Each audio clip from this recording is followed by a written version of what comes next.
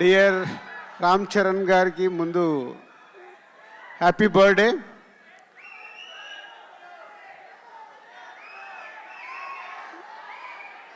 ఏది release date కావాలా? సరే, మీ ఓపికలకు చాలా పరీక్ష పెడుతున్నాము, కానీ ఒక ఉప్పెన ఒక తుఫాన్ వచ్చే ముందు మనకు ఓపిక పట్టక తప్పదు. RRR తర్వాత వస్తున్న సినిమా కాబట్టి రామ్ చరణ్ గారు ఇప్పుడు మెగా పవర్ స్టార్ కాదు, గ్లోబల్ స్టార్ అయ్యారు. ఆ రేంజ్కి సినిమా రీచ్ అవ్వాలంటే శంకర్ గారు ఒక్కొక్క పాటని ఒక్కొక్క సీన్ని తీర్చిదిద్దుతున్నారు.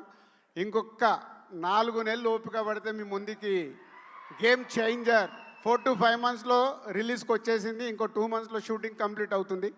అండ్ ఈరోజే జరగండి జరగండి అనే సాంగ్ రిలీజ్ అయింది. ఈరోజు మీరు సాంగ్లో చూసింది జస్ట్ 2%. 98% దాచిపెట్టుకున్నారు శంకర్ గారు. అది రేపు రిలీజ్ రోజు థియేటర్లో చూసినప్పుడు ఆ సాంగ్ వర్త్ ఏంటనేది మీకు అర్థమవుద్ది.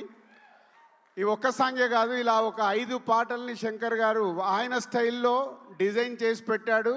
మీ అభిమానులకి ఒక 3 పాటలు అయితే సీట్లలో కూర్చునే లాగుండదు, లేచి డాన్సులు చేసేలాగుంటాయి. సో ఇంకొక 5 months నన్ను తిట్టుకోకుండా ఓపిక పట్టండి. ఎందుకంటే చాలామంది నాకు మీరు పెడుతున్న కామెంట్స్ పంపిస్తున్నారు, అరే దిల్ మామ మాకు ఒక అప్డేట్ ఇవ్వు అని.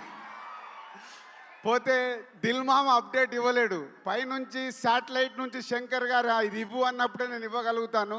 ముందు ఎలాంటి లీకేజీలు నేను ఇవ్వలేను ఈ సినిమా విషయంలో. సో ఇంకొక 5 months ఓపిక పడితే సినిమా మీ ముందుకు వచ్చేస్తుంది. అండ్ చరణ్ గారికి ఇది వెరీ స్పెషల్ బర్త్డే. క్లింకారా లైఫ్లోకి వచ్చింది. So Charan, keep it up. మార్నింగే ఈరోజు తిరుమల దర్శనం చేసుకొని హైదరాబాద్ రీచ్ అయ్యారు. సాంగ్ కూడా రిలీజ్ అయింది.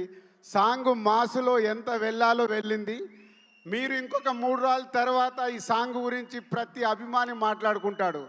ఎందుకంటే ఆల్రెడీ లీకేజ్ అయిన సాంగ్ కాబట్టి మీకు ఈరోజు కొంచెం ఎనర్జీ లెవెల్స్ తక్కువ ఉన్నాయి. 3 days తర్వాత ఒరిజినల్ ఒక రామ్ చరణ్ గారికి శంకర్ గారి సాంగ్ అంటే విజువల్ ట్రీట్ ఉంటుంది. లిరికల్ వీడియోలో మిమ్మల్ని 100% సాటిస్ఫై చేయలేరు. పోతే సినిమా చూసిన రోజు మీకు ఈ సాంగ్ పడితే ఏంటో అర్థమవుద్ది. 100% ఈ సాంగ్కి మీరు సీట్లలో కూర్చోరు, అది నా గ్యారంటీ. Thank you.